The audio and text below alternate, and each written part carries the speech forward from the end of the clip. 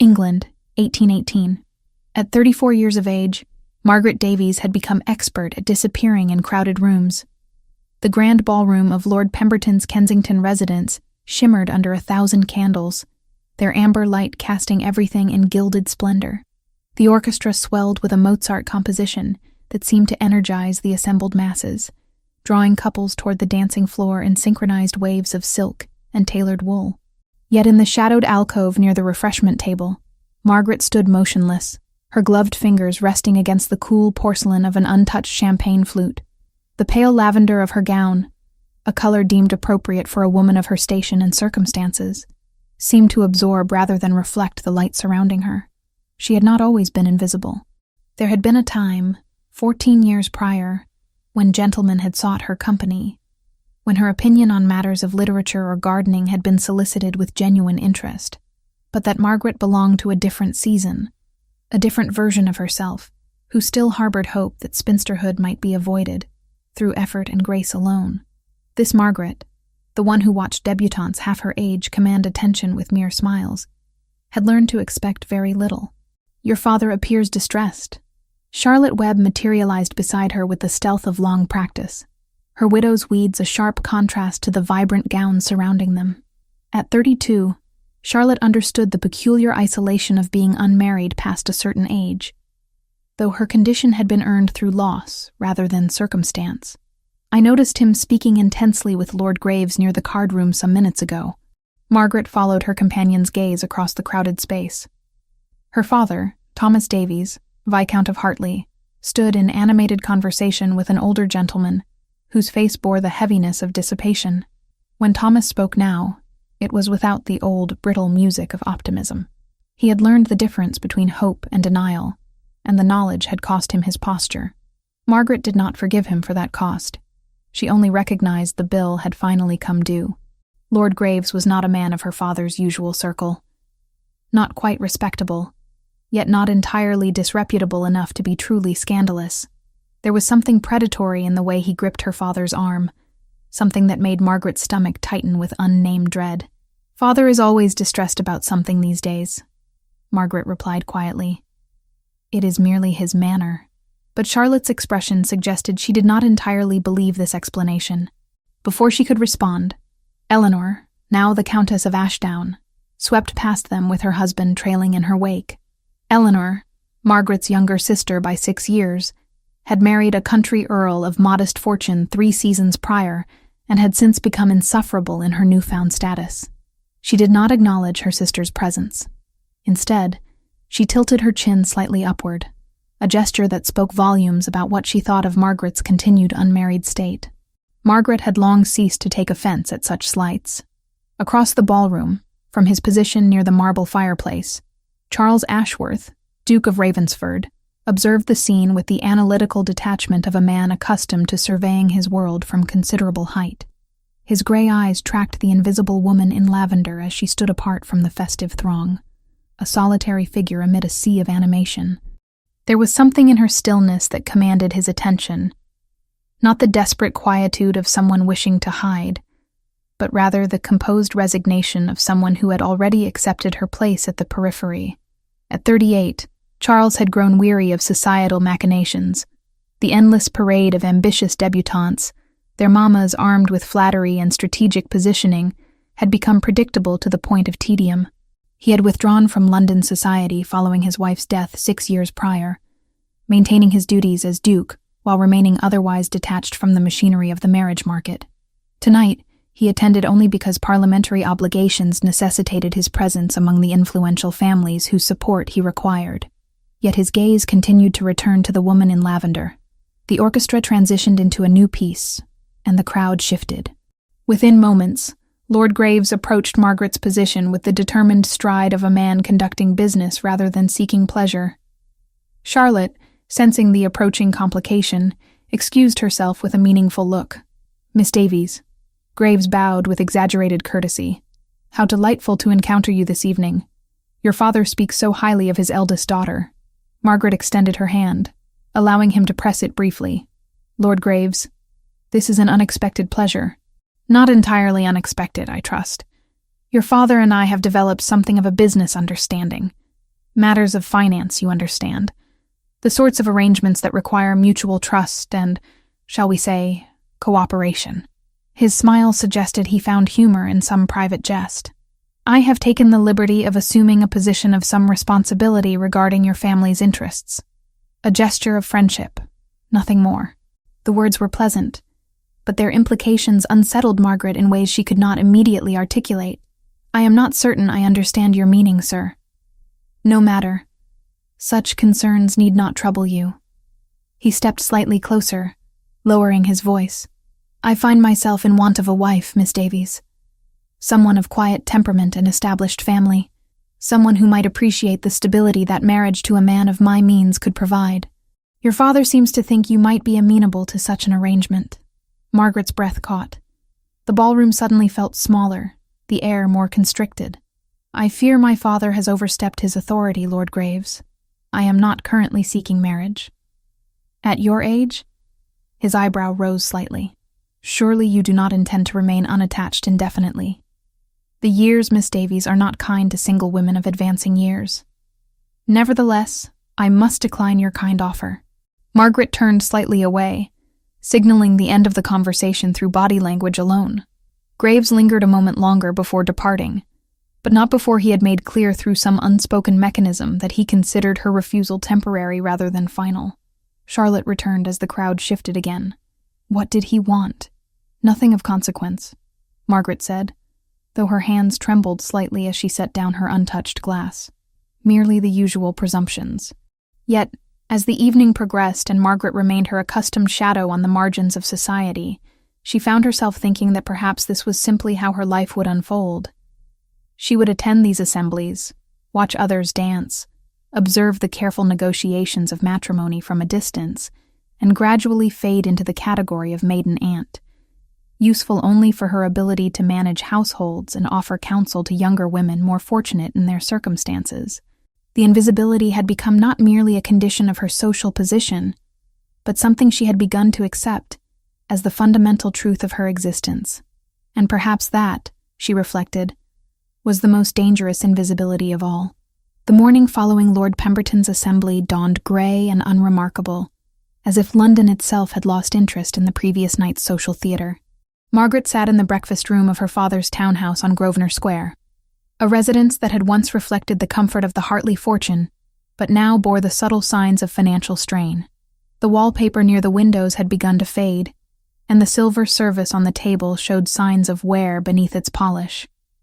She was absently turning the pages of a periodical when Harlow, the butler, appeared with an expression that suggested something of consequence had transpired. Miss Davies, there is a visitor. The Duke of Ravensford requests an audience with your father.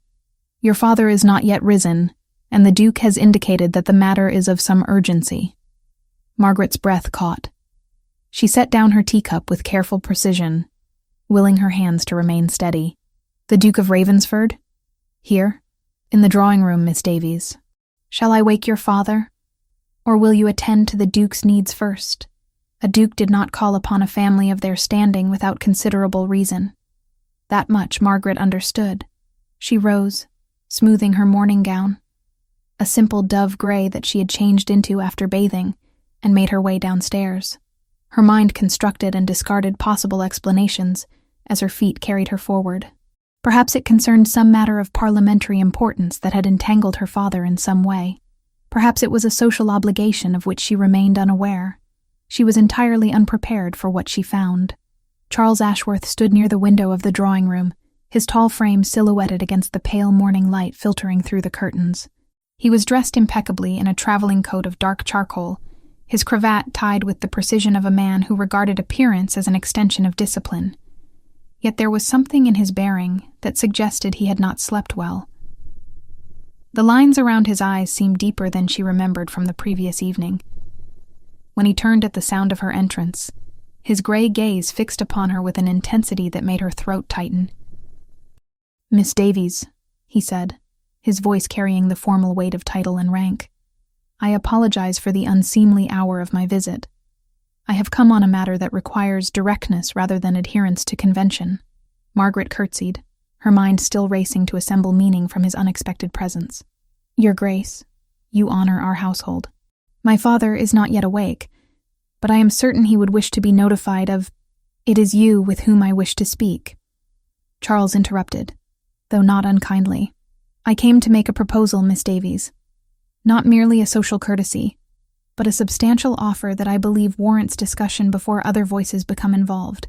She gestured toward the seating arrangement near the fireplace, though her own movements felt distant and strange to her.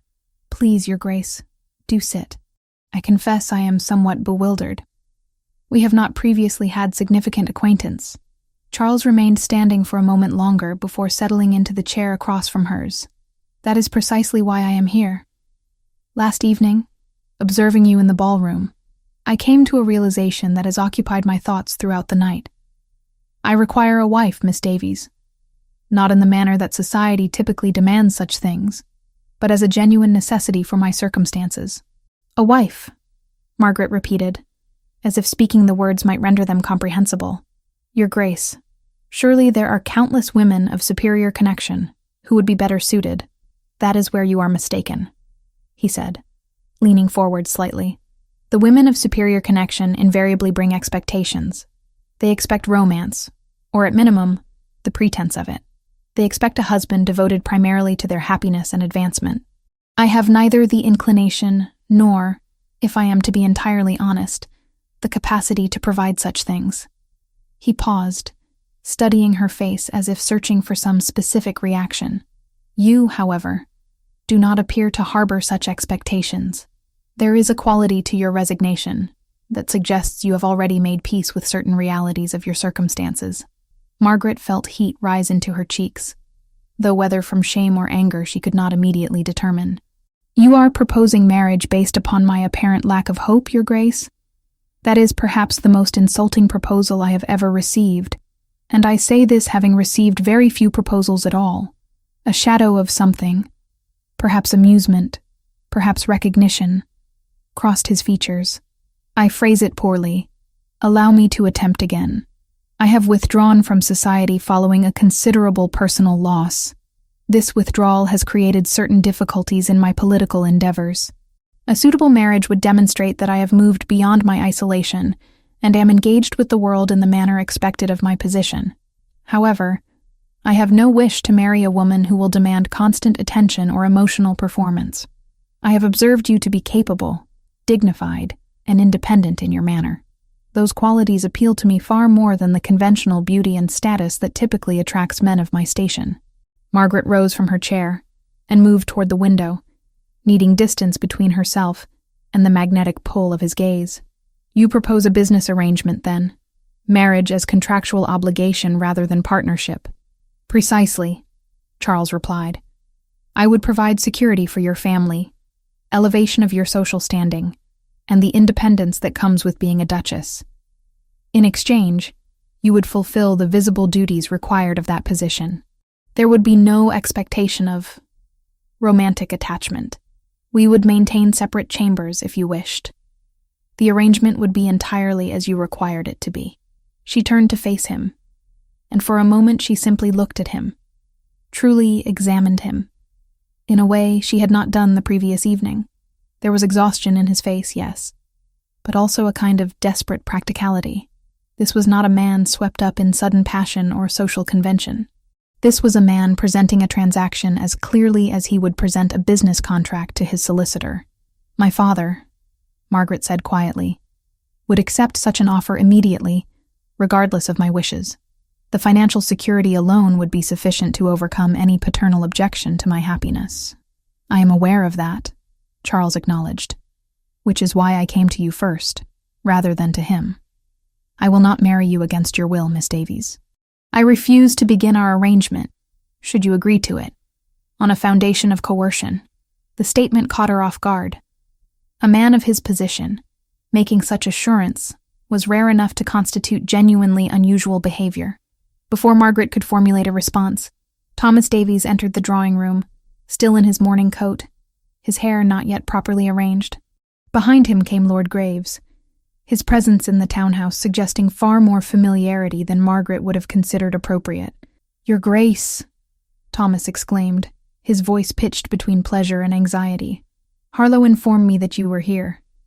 This is indeed an honor." Graves moved toward the Duke with a smile that did not reach his eyes. "Ravensford, I did not anticipate encountering you this morning. How fortuitous. I have come to discuss certain financial matters with the Viscount. Perhaps we might adjourn to his study." Charles rose to his feet, his height and bearing making the drawing room suddenly feel smaller. "I have only recently arrived, Lord Graves. Perhaps your business can wait until I have completed my conversation." Of course," Graves replied, though his eyes fixed upon Margaret with an expression that made her skin prickle with discomfort. "Though I should mention that certain accounts require immediate attention. Is that not correct, Viscount? Your recent investment returns have been disappointing, if memory serves." Thomas's face flushed an uncomfortable shade of red. "A temporary difficulty merely. I have every confidence that matters will improve shortly." "Indeed," Graves said softly. "Yet confidence will not satisfy creditors, will it? Perhaps we might discuss the consolidation of your obligations. A single larger debt might be more manageable than multiple smaller ones, though the terms would necessarily reflect the increased risk." Margaret watched the exchange with growing understanding. This was not the first conversation between these men. There was history here, and threat, and layers of financial entanglement that she could not fully comprehend, but could certainly feel in the tension that suddenly permeated the room. Charles observed the dynamic with the analytical gaze of a man accustomed to reading power structures. He turned to Margaret and spoke with deliberate clarity. "Miss Davies, will you walk with me to the garden? I find I require a moment to breathe air that is not quite so heavy with unspoken complications." Margaret hesitated only briefly before accepting his offered arm. As they departed the drawing room, she heard her father beginning to negotiate with Graves, his voice taking on the wheedling tone of a man attempting to placate someone far more formidable than himself. The sound followed her like a shadow through the corridors of the house and into the small garden behind, where the roses had already begun their autumn decline. "Your father owes him money," Charles stated flatly once they were alone among the dying flowers. "Yes," Margaret confirmed, seeing no purpose in denial. "Lord Graves has been extending credit for some months now. I have attempted to manage the household accounts more carefully, but my father's judgment regarding investments remains questionable." Charles turned to face her directly. "This is precisely why I made my proposal, Miss Davies, because I observe a woman trapped by circumstances largely beyond her control, managing decline with dignity and asking for nothing. That represents value to me far more than youth or conventional beauty ever could." Margaret studied him in the pale morning light, trying to reconcile the coldly practical proposition with what she now perceived in his expression. Something that resembled, if not quite affection, then perhaps genuine respect. "If I refuse you," she said slowly, "Lord Graves will consolidate my father's debts and likely demand some form of recompense, possibly through forced marriage to myself, given that my father appears to have implied my availability." "Yes," Charles agreed. "That is the logical progression of events. Then I have not truly refused you at all, have I?" Margaret's voice held a note of bitter irony. "I have merely traded one form of obligation for another. You have the choice," Charles insisted, "which you would not have with Graves. I will not force your hand through threats or financial coercion. However, I will not pretend that your circumstances are not dire. That would be dishonest, and I suspect you have encountered sufficient dishonesty in your life." Margaret turned away, looking toward the garden gate and the street beyond, where life continued its ordinary progression indifferent to the turning points that altered individual destinies. In that moment, she understood that she stood at a threshold from which there was no true retreat. Either she accepted this strange, emotionally austere proposal from a duke she barely knew, or she permitted her father to sink further into the entanglement of Graves's manipulation. Neither choice offered what she might have wished for her life, but at least one offered clarity. "I will require time to consider your proposal, Your Grace," she finally said. 1 week, if you would be so kind." 1 week, Charles agreed. "Though I suspect that before that time has elapsed, events will conspire to collapse your available options further. When that occurs, I trust you will remember that I offered you choice before circumstances eliminated it entirely." He departed shortly thereafter, leaving Margaret alone in the garden where autumn had already begun its conquest of summer's remnants. The week following Charles Ashworth's proposal passed in a haze of conflicting emotions that Margaret struggled to articulate even to herself. She found herself oscillating between indignation at his clinical assessment of her character and a curious recognition that he had perceived something in her that others had entirely overlooked. That perception, however unflattering in its initial articulation, represented a form of attention she had not experienced in years. It was Charlotte who undertook the investigation into the Duke's circumstances, with the thoroughness of a woman accustomed to uncovering social truths through careful questioning. They attended a musicale together on Wednesday evening, where Charlotte engaged in seemingly casual conversation with Lady Ashford, the widow of a distant cousin to Charles's late father. By Thursday afternoon, Charlotte had arranged for them to take tea with Mrs. Eleanor Hartwick, the wife of a parliamentarian who moved in circles that intersected with Ravensford's social obligations. Margaret sat in Charlotte's private parlor, listening as her friend recounted what she had learned. The picture that emerged was fragmented but revealing. Charles Ashworth had inherited the dukedom at the age of 28 following his father's death. 6 years ago, he had married Lady Catherine Whitmore, daughter of the Earl of Whitmore, in what had been considered an advantageous match. 2 years into their marriage, Lady Catherine had died in an accident involving a horse. The official accounts described her being thrown from her mount during a ride across Ravensford's Yorkshire estates. However, Charlotte had discovered that the circumstances had been sufficiently ambiguous to generate persistent whispers among those inclined toward speculation. Whispers of what nature? Margaret asked, though she was uncertain she wished to hear the answer. Charlotte hesitated, selecting her words with deliberate care. Some suggest that the accident was not entirely accidental, that Lady Catherine may have been attempting to attract his attention through some dramatic action that ended in tragedy. Others insist the entire matter was simply an unfortunate collision of circumstance. The truth appears to have been buried with her, and he has not remarried in 6 years, Margaret observed quietly. Precisely. He has withdrawn almost entirely from society. His attendance at social functions has been virtually non-existent. When he does appear, he maintains a demeanor of such profound distance that even the most determined debutantes have ceased attempting to approach him. It is rather as if he has declared himself inaccessible to the world. The implications of this information settled over Margaret like a heavy cloth. Charles's proposal had suddenly acquired a new dimension. His claim that he required a woman who harbored no illusions about romance had transformed from coldness into something approaching protective isolation. He was not rejecting the possibility of genuine connection so much as building walls against the possibility of being the cause of another person's destruction. The letter arrived on Friday morning, delivered by a footman in Ravensford's livery. It was brief, written in the bold script Margaret had come to recognize. Charles requested the honor of a private audience with her on Saturday afternoon. He would call at 2:30, should she find this time agreeable. There was no mention of his previous proposal, no indication of what the purpose of this conversation might be. Margaret dressed with unusual care for the appointment, selecting a gown of pale green muslin that offered neither the severity of gray nor the presumption of attempting to appear attractive. When Charles arrived, precisely at 2:30, he carried with him an expression that suggested he had not slept well and was struggling against some internal conflict. The butler showed him to the small drawing room where Margaret had chosen to receive him, a space intimate enough for genuine conversation, but formal enough to maintain propriety. "Miss Davies," he began without preamble, as had become his custom, "I have come to discover whether you have reached any conclusion regarding my proposal." "I have done some investigation, Your Grace," Margaret replied, remaining standing to indicate the provisional nature of the meeting. "I have learned that you were married previously, and that your wife died in circumstances that appear to be subject to considerable speculation." For a moment, Charles's expression hardened almost imperceptibly. "I see that you have been thorough."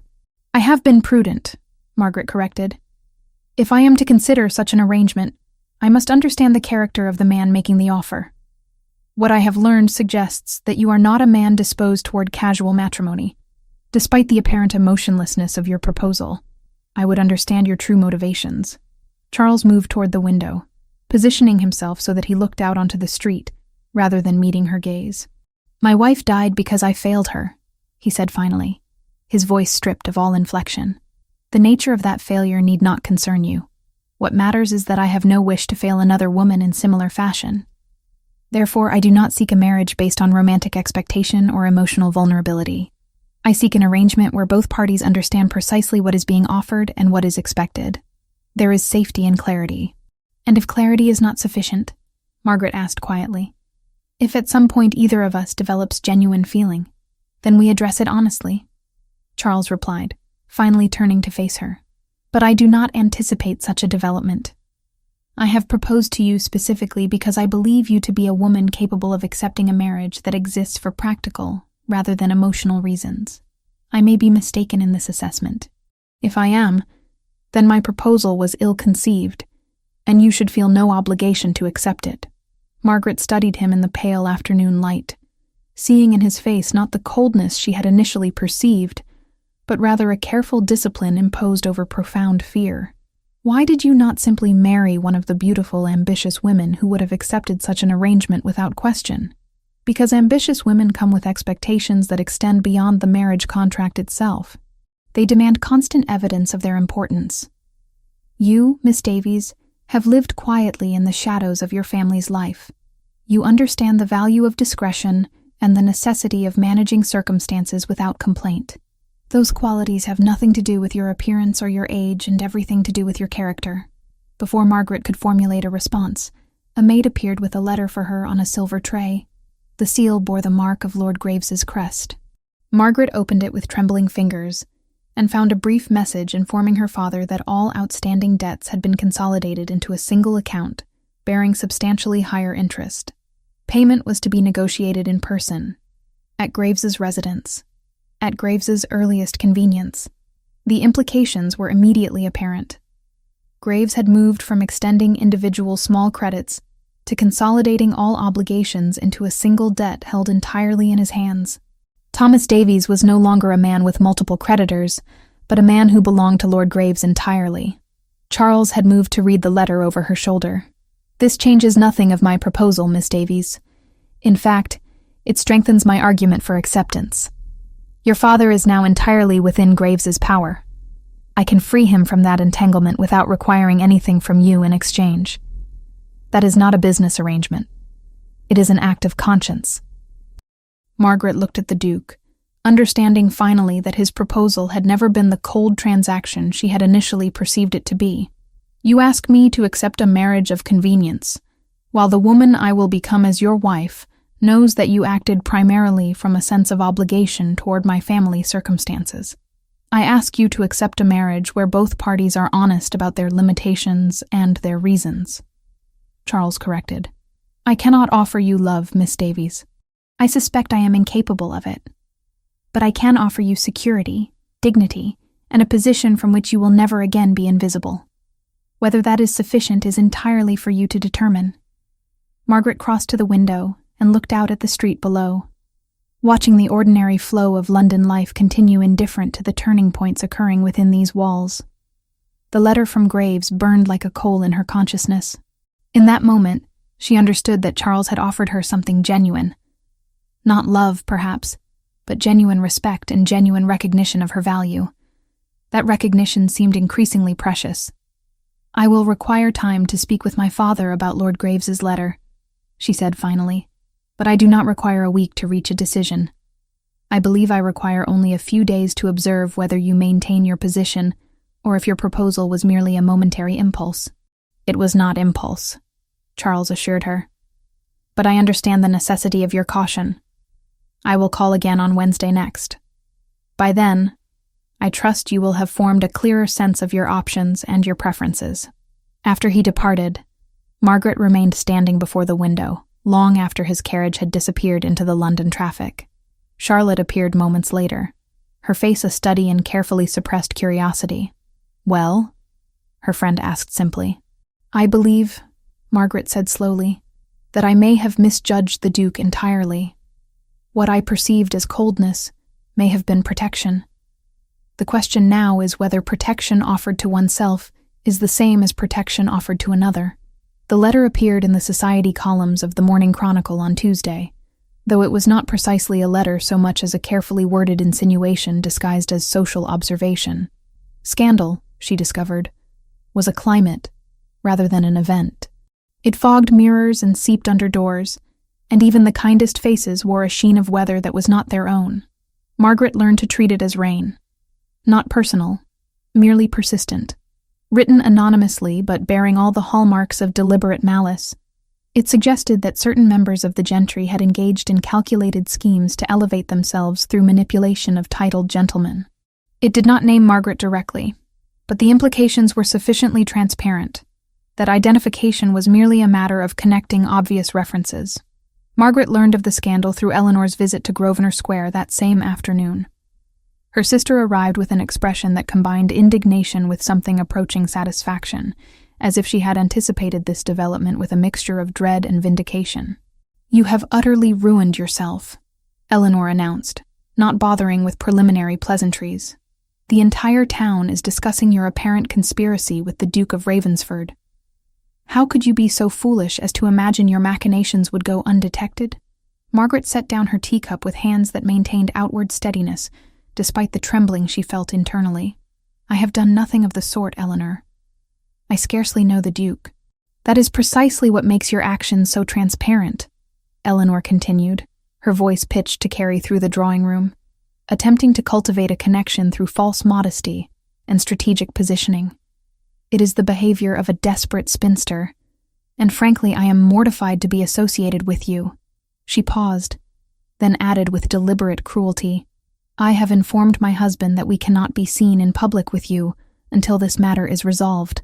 Our reputation cannot be jeopardized by your indiscretions." After Eleanor's departure, Margaret remained motionless in the drawing room, understanding that the machinery of social destruction had been set in motion.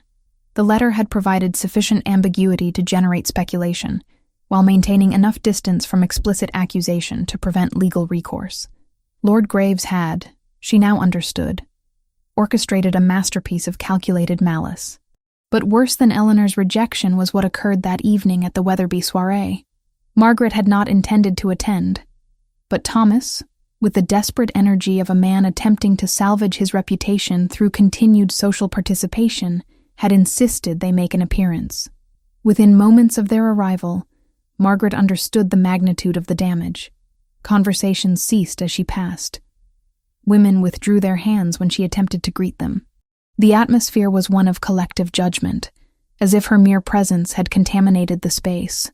Thomas had disappeared almost immediately upon their entrance, and Margaret found herself standing virtually alone at the periphery of the gathering. Even Charlotte, who had always offered steadfast support, was notably absent. The evening stretched before her with the quality of a nightmare, endless, inescapable, defined by the tangible weight of societal rejection. It was during this extended torment that Thomas reappeared, moving toward Margaret with an expression that combined desperation with something approaching cowardice. "We must leave," he said quietly, but with unmistakable urgency. "We must leave immediately." "Father, what has transpired?"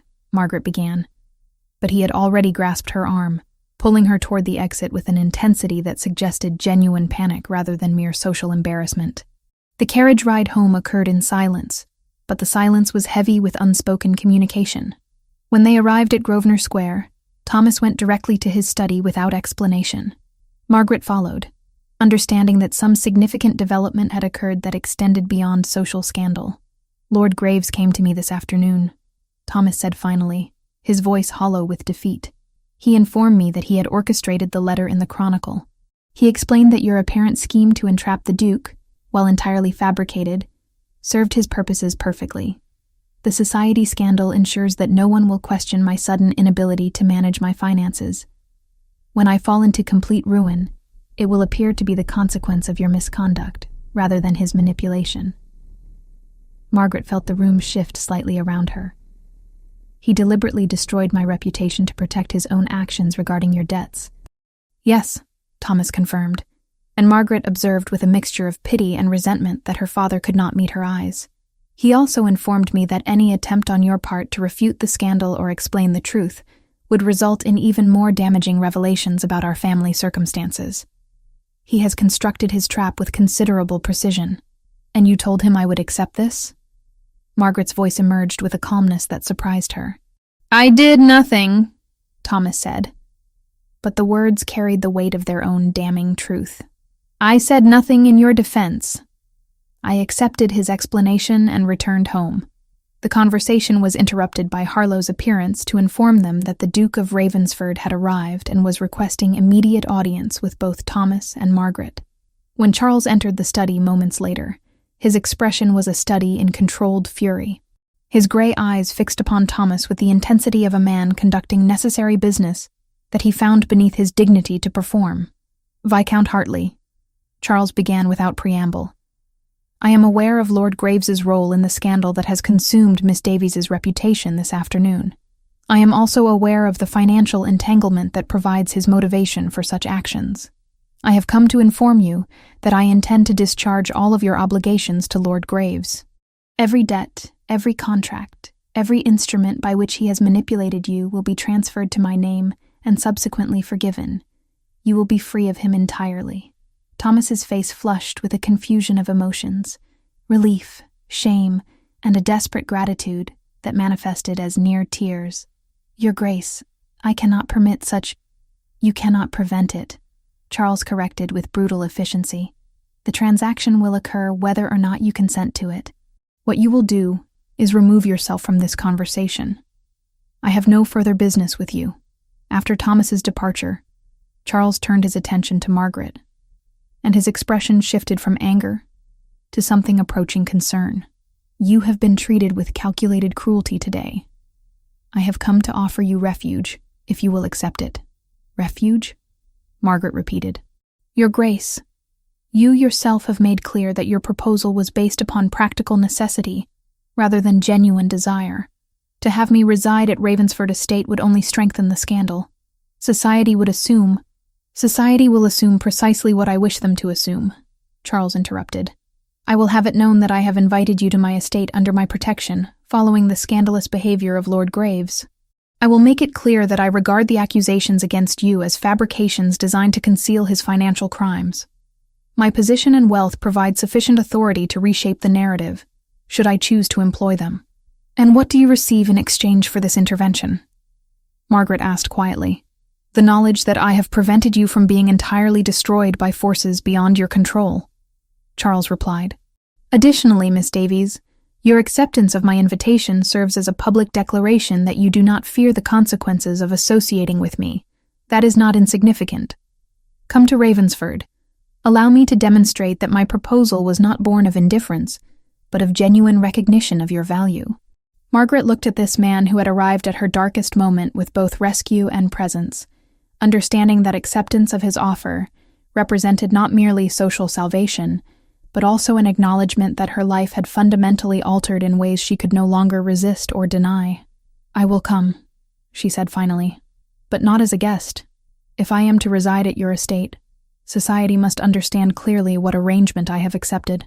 A flicker of something, perhaps surprise, perhaps approval, crossed Charles's features. We will inform them precisely what has transpired, Miss Davies. We will allow them to interpret it as they choose, knowing the truth ourselves. Ravensford Estate sprawled across Yorkshire's rolling landscape like a monarch's declaration of permanence and power. Margaret arrived on a grey afternoon, when the moorlands beyond the property seemed to dissolve into the very sky, creating an impression of existing between earth and cloud. The estate was older than London itself, its stone walls worn smooth by centuries of wind and indifference. Charles had arranged for her arrival while society absorbed the scandal of her departure from London, and by the time her carriage rolled through the iron gates, speculation had already crystallized into accepted narrative. She was his ward, his distant relation, his social reclamation project. The specific justification mattered less than the fact that his authority made contradiction impossible. The servants received her with the deference due to a woman under the Duke's protection. Mrs. Hensworth, the housekeeper, conducted Margaret through corridors lined with ancestral portraits and faded tapestries, offering commentary on the estate's history in the manner of someone who had performed this task countless times for guests of varying significance. Margaret's chambers were situated in the east wing, overlooking gardens that had been allowed to slip into controlled wildness. Through the window, she could see hedgerows that had begun their autumn transformation. Roses gone to hip, lavender faded to dusty purple. Charles appeared for dinner that evening, having spent the afternoon managing a state business that required his attention. Across the formal dining table with its excessive candlelight and careful spacing, Margaret observed him more closely than propriety typically allowed. There were lines around his eyes that suggested habitual tension, and his hands, strong, precise, moved through the ritual of dinner with the efficiency of long practice. When he spoke, it was to discuss practical matters: her comfort, the arrangement of her days, the libraries she might wish to access. There was no reference to the scandal, no acknowledgement of the magnitude of her displacement.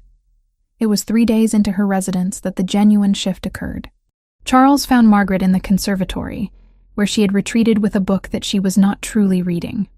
The glass structures maintained its warmth despite autumn's advance, and potted plants in various states of cultivation lined the shelves. When Charles entered, there was about him a quality of suppressed turbulence, as if he had been struggling against some internal decision and had finally surrendered to it. "You should know the truth about my wife," he said without preamble, abandoning the courtesies that had defined their interactions since her arrival. Not the sanitized version that society accepts, but what actually occurred. Margaret set down her book, uncertain whether to encourage or discourage this revelation. "Your Grace, you need not.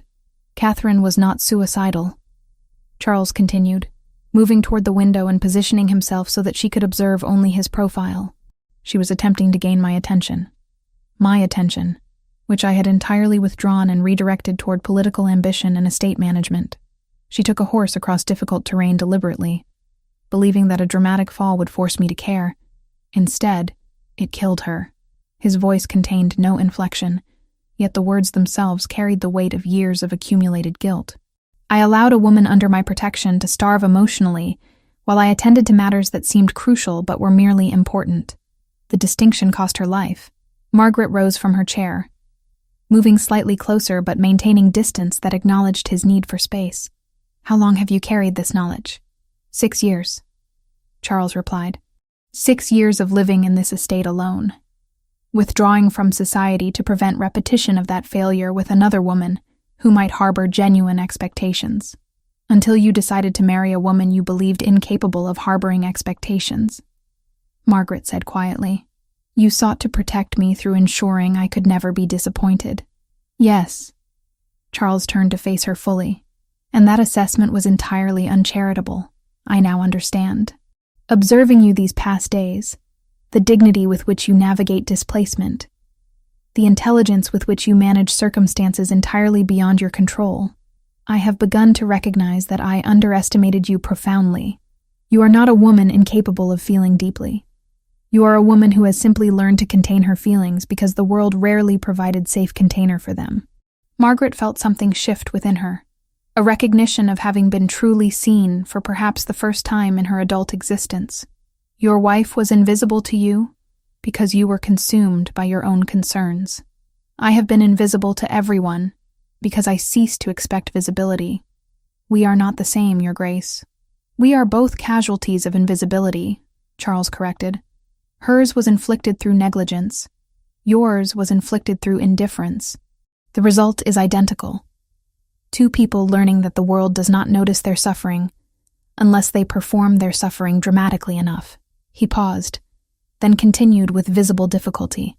"I cannot offer you what I failed to offer Catherine, but I can offer you something perhaps more valuable, the knowledge that I see you now. Completely, honestly, without the filters of my own protection or guilt." Before Margaret could formulate a response, Charles closed the distance between them. His hand came to her face, his fingers tracing her cheekbone with a gentleness that seemed at odds with his customary composure. The gesture was not demanding, not the prelude to anything beyond itself. It was recognition. Tactile, present, undeniable. Margaret felt her breath catch, felt something that had been locked within her for years begin to shift toward possibility. "I will not destroy you," Charles said quietly. "That is my covenant, Miss Davies. I will not allow your invisibility to persist within these walls, They stood in the conservatory among the potted plants, among the carefully cultivated life that flourished in controlled environments, and Margaret understood that something fundamental had altered between them. This was not the cold transaction she had once braced herself to accept. This was a genuine moment of mutual recognition between two people who had learned survival through different routes, but had arrived at similar destinations of emotional isolation. That evening, Margaret received a visitor. Charlotte arrived with a letter from London explaining that she had come to ensure Margaret's comfort and to confirm the legitimacy of her residence at Ravensford. The two women sat in Margaret's private chambers, and it was to Charlotte that Margaret finally allowed the full weight of her experience to emerge. "He told me about his wife today," Margaret confessed. "About the failure he believes himself to bear." Charlotte nodded slowly. "And what did you perceive in that confession?" "Honesty," Margaret replied. "The kind of honesty that only emerges when someone has reached the limit of their ability to maintain protective deception." She paused, considering her words carefully. "I did not marry him today, though the moment suggested certain possibilities, but I understood in that moment why he came to me in London. He was not seeking a woman incapable of love. He was seeking a woman capable of understanding that sometimes love requires learning to be visible again." Charlotte reached across and clasped Margaret's hand.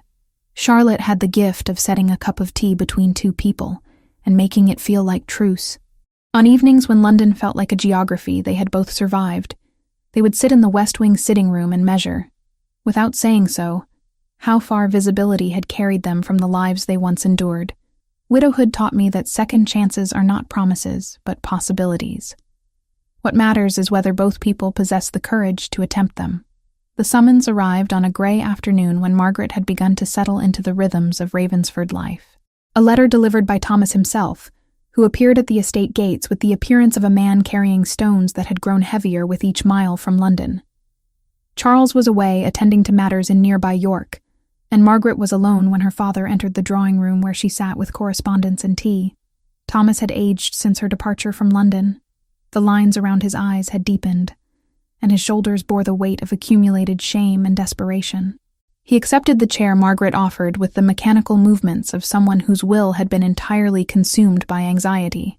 "I have been sent as messenger," he said without preamble, his voice hollow with defeat. "Lord Graves has provided me with terms that you must hear directly. He has consolidated all of my outstanding obligations into a single account. The debt is substantial, and he has informed me that payment is to be negotiated immediately.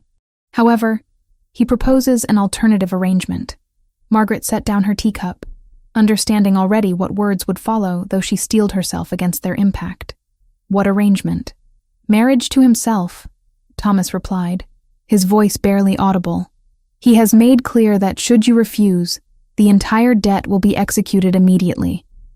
Our family name will be destroyed, our remaining properties seized, and I will be imprisoned for debt. However, if you accept his proposal, he will forgive the debt entirely as a wedding gift." The words seemed to reverberate through the drawing room, and Margaret found herself studying her father with an expression that was neither anger nor sympathy, but something resembling recognition of his fundamental powerlessness. "And you delivered this ultimatum from a man you know to be dishonorable?" "What choice had I?" Thomas demanded, though the defensiveness in his tone was hollow. "He holds my life entirely within his hands. Should I have refused and allowed him to destroy everything?" Margaret rose from her chair and moved toward the window, needing distance from the magnitude of what her father represented. The desperate male authority that had shaped her life, that had taught her invisibility as survival, that now found itself utterly powerless against forces far more ruthless than its own inadequacy. "When did he provide you with this ultimatum?" 3 days ago. I attempted to resist, to negotiate, but he was emphatic. "You are to respond within the week, or consequences commence immediately." Before Margaret could formulate a response, Charles entered the drawing room. His presence transformed the atmosphere entirely. There was about him a quality of barely contained fury, though his expression remained composed with the precision of a man trained to conceal volcanic emotion beneath aristocratic restraint. "Viscount Hartley," Charles said, his tone carrying the weight of titles and authority. "I trust you have not come bearing good news, given the pallor of your complexion." Thomas rose, attempting to gather dignity that had largely abandoned him. "Your Grace, I have merely fulfilled an obligation to inform my daughter of circumstances that require her decision." "You have played the role of messenger for a man who manufactured scandal to conceal his criminal financial manipulation," Charles corrected with brutal clarity. "I am aware of every detail concerning Lord Graves. My investigators have been thorough. His consolidation of your debts represents nothing more than a power play, an attempt to coerce Miss Davies into marriage by threatening her father's reputation and freedom." Margaret watched as her father's face crumpled slightly, understanding that Charles possessed knowledge that extended beyond what Graves had revealed. "Your Grace, you will remove yourself from this conversation," Charles said, not unkindly but with absolute authority. "There are arrangements I wish to discuss with Miss Davies that do not require your presence." After Thomas's departure, conducted from the drawing room by servants who had appeared at Charles's subtle gesture, a heavy silence settled between Margaret and the Duke. He moved toward the fireplace, his movements controlled despite the tension evident in his jaw and the line of his shoulders. "I have spent the past week investigating Lord Graves comprehensively," Charles said finally. "His debts are not confined to your father. He has engaged in systematic financial predation across multiple families, consolidating obligations and leveraging them for personal benefit. Your father's situation is merely one among dozens. I have prepared documentation sufficient to secure his imprisonment for fraud and conspiracy." "Then you will expose him?" Margaret asked, though she suspected the answer already. "I will do more than that," Charles replied. "I will assume every debt Lord Graves currently holds. I will pay your father's obligations in full, and I will ensure that Graves has no remaining leverage with which to threaten or manipulate anyone." He turned to face her directly. "This is not contingent upon your acceptance of marriage, Miss Davies. Your father will be freed from his entanglement, regardless of your personal decision regarding his ultimatum." Margaret felt something unlock within her chest, a possibility that had seemed foreclosed suddenly opening into genuine choice. "Why would you do this without condition?" "Because I refuse to permit you to be married under duress," Charles said simply. "Because I have reached the limit of my tolerance for men who exploit vulnerable circumstances for personal advantage. Because you deserve to make decisions based upon genuine preference rather than coercion."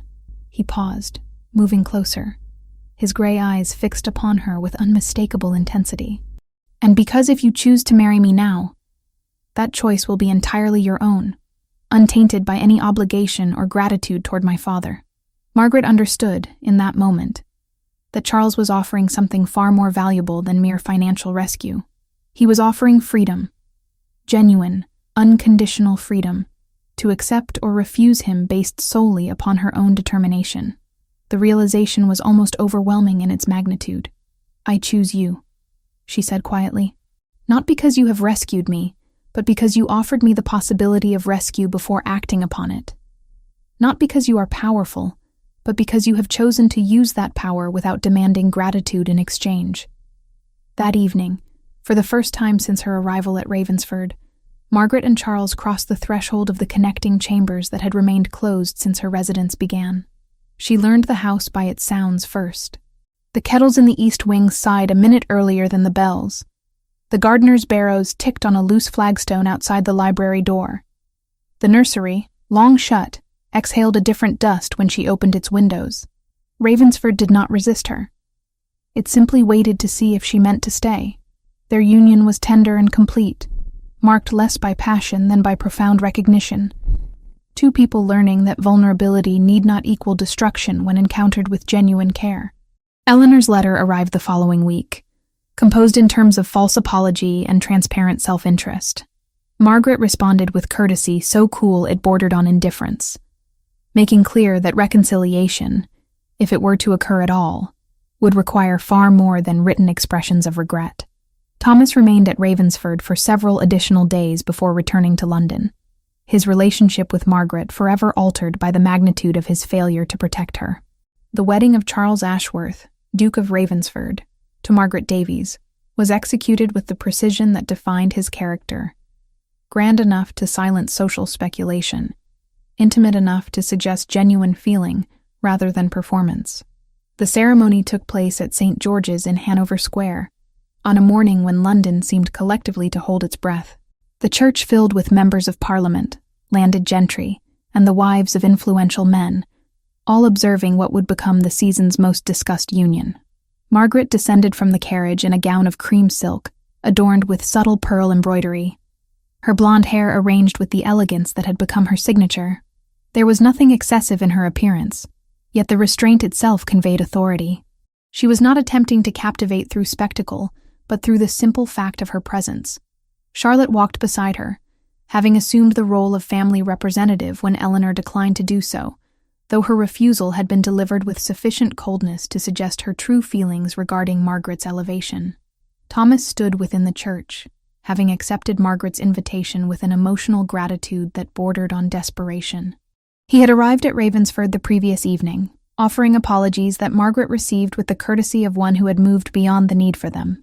Their relationship had been irrevocably altered by the magnitude of his failure, and while reconciliation was possible, the innocent trust of filial affection could not be restored. Yet he was present, and that presence represented something.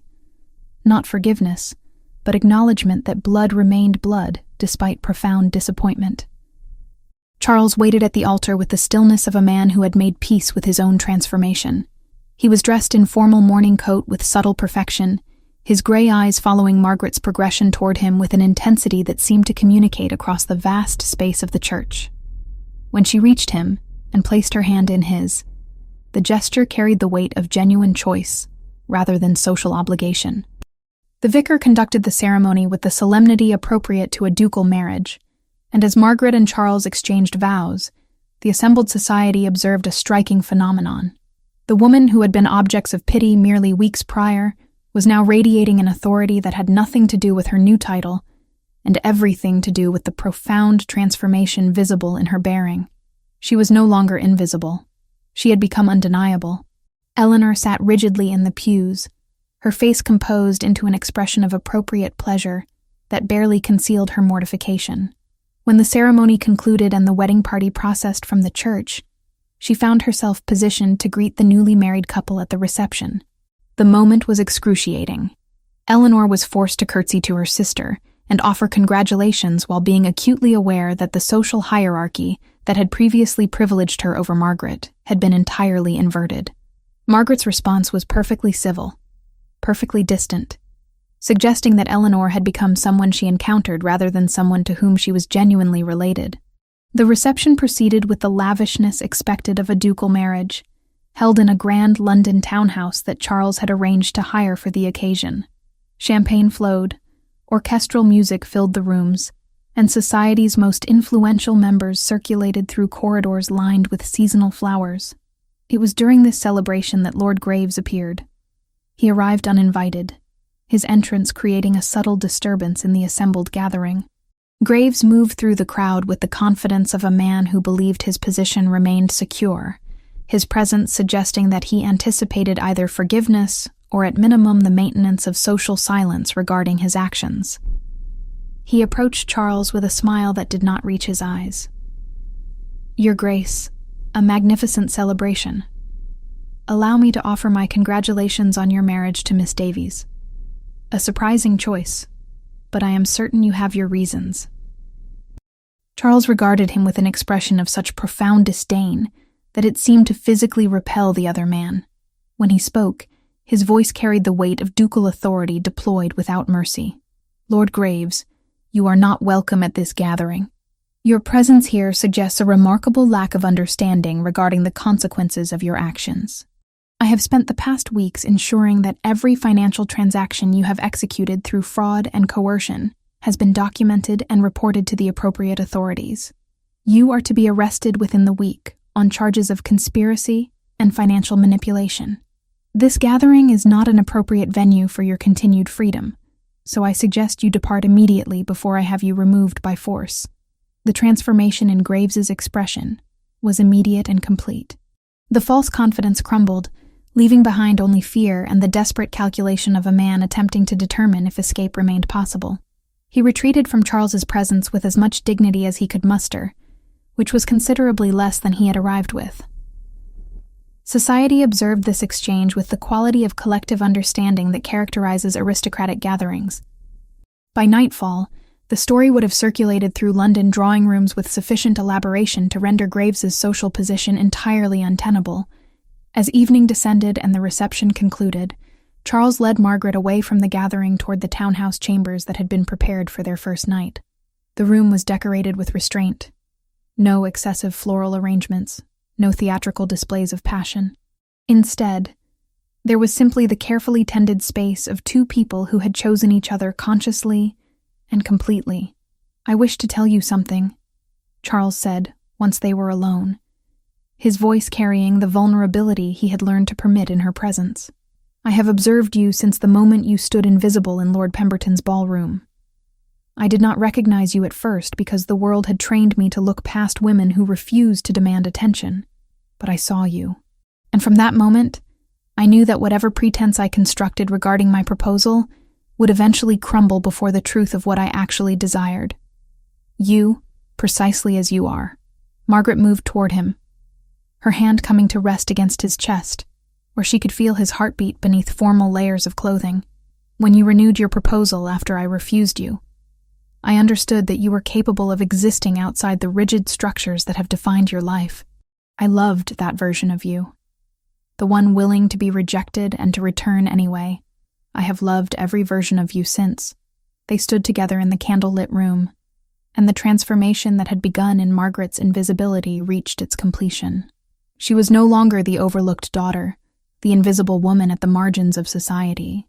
She was the Duchess of Ravensford, chosen by the most powerful man in England, not despite her ordinariness, but because of her capacity to recognize authenticity beneath the surface of social performance.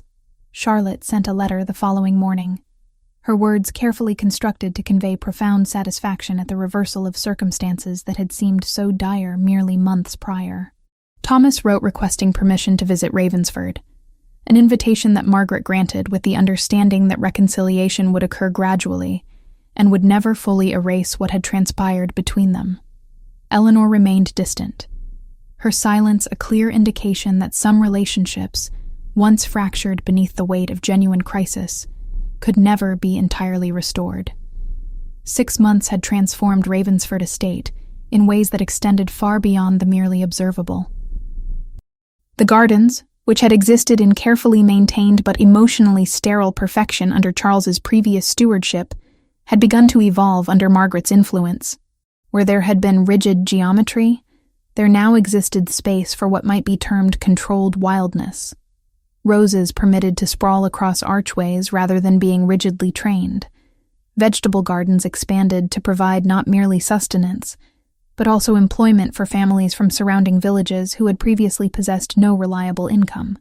The tenant cottages scattered across the Ravensford lands had undergone systematic renovation, a process Charles had initiated years earlier with the efficiency of a man fulfilling obligation rather than expressing conviction. Margaret had altered the approach fundamentally. She visited the cottages herself, speaking with inhabitants, understanding not merely what was broken, but what inhabitants actually required. When widows needed employment, positions materialized. When children lacked education, a small school was established. The changes were pragmatic rather than sentimental, but they carried a quality of genuine care that transformed them into something approaching generosity. Charles observed these transformations with an expression that suggested he was watching someone rewrite the language of his own life. There were moments when Margaret would encounter him standing in the doorway of the schoolroom, watching her explain mathematics to the village children, and she would observe on his face a vulnerability she had not witnessed during their earliest acquaintance. The armor he had constructed over 6 years of isolation had begun to crack, not from assault, but from the simple recognition that protection purchased through emotional distance cost far more than it preserved. "I am pregnant," Margaret announced one evening, as they sat together in the small drawing room that had become their favored retreat. The statement emerged without preamble, delivered with the same directness Charles had come to recognize as her characteristic method of addressing significant developments. Charles set down his correspondence with movements that suggested sudden immobility. "You are certain?" "Entirely certain," Margaret confirmed. I have known for 3 weeks, but wished to be absolutely confident before offering information that might require revision. The transformation that occurred on Charles's face was profound and instantaneous. The reserved Duke gave way to a man who appeared younger, less burdened by the weight of 6 years' accumulated regret. When he moved to Margaret and drew her into his embrace, the gesture conveyed something approaching wonder. "A child," he said simply. "Our child." "Yes," Margaret replied, finding herself moved by the magnitude of hope evident in those 2 words. "A future that extends beyond our own narrative." Thomas had visited Ravensford with increasing frequency over the preceding months. The relationship between father and daughter remained altered from what it had been. Trust, once fractured, does not restore itself entirely to previous wholeness. Yet something approaching genuine affection had begun to emerge from the ruins of paternal failure and filial resentment. Thomas had taken work managing a portion of Charles's investments, a position that provided both income and purpose, while maintaining sufficient distance to render their interactions less fraught with complicated history. Eleanor had sent a letter following the wedding, an epistle so carefully constructed in tone that it managed to convey simultaneous apology and resentment. She had inherited her father's talent for negotiating emotional complexity without ever truly addressing its source. Margaret responded with courtesy that suggested she had moved beyond the capacity to be wounded by her sister's limitations. Eleanor's occasional visits to Ravensford were tolerated rather than welcomed. The relationship reduced to the performance of kinship without the substance. Charlotte had become something approaching a permanent fixture within Ravensford's life. She maintained chambers in the West Wing, having gradually transitioned from guest to family member. Her friendship with Margaret had deepened into something approaching sisterhood, and she had developed her own understanding with Charles regarding the value of her presence. Widowhood, she had once explained, could be isolating, but within Ravensford's walls, she had discovered purpose and genuine connection. It was in the garden, where the transformations found their truest expression. On an afternoon when autumn had already begun its conquest of summer's final remnants, Margaret and Charles stood among the roses that had been permitted to achieve their full, ungoverned beauty. The location was deliberately chosen.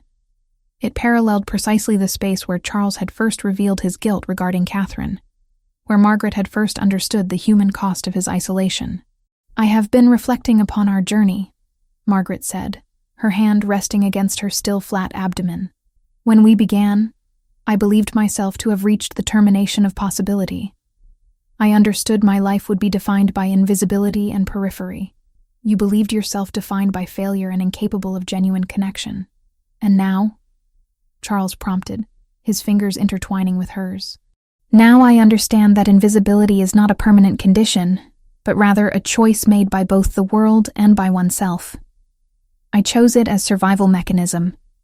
You chose isolation as protection. But neither of us required the world's acknowledgement to become visible. We required only one person to perceive us completely." She paused, looking directly at him. "The tragedy of my previous life was not that I was overlooked. It was that I had internalized society's assessment of my value and had begun to believe it myself." Charles drew her closer, his forehead resting against hers. "Catherine died because I failed to see her. I have spent 6 years fearing repetition of that failure. What I did not understand was that genuine sight requires not perfect performance, but honest presence. You have taught me that distinction." As evening descended and the garden lights began to emerge from the gathering dusk, Margaret reflected upon the improbable journey that had transformed her from overlooked spinster into duchess, from woman defined by absence into woman defined by her own authentic presence. The transformation had not been born of rescue in the conventional sense. It had been born of 2 people learning to recognize value in each other at the precise moment when both had begun to surrender to invisibility. To those who listened to this account, Margaret would say this: "Invisibility is not determined by age or circumstance or the indifference of society. It is determined by whether even one person in your life perceives you completely, honestly, without requiring you to perform or transform yourself into acceptability. Search not for the world's recognition, but for that single person capable of genuine sight. When you find them, Allow yourself to be seen. Allow yourself to become visible. Not to the masses who will forget you by season's end, but to the person whose recognition redeems everything that came before. That recognition is not love in the romantic sense alone. It is belonging. The knowledge that you are known and valued by someone whose knowing matters more than the world's perpetual amnesia regarding your existence.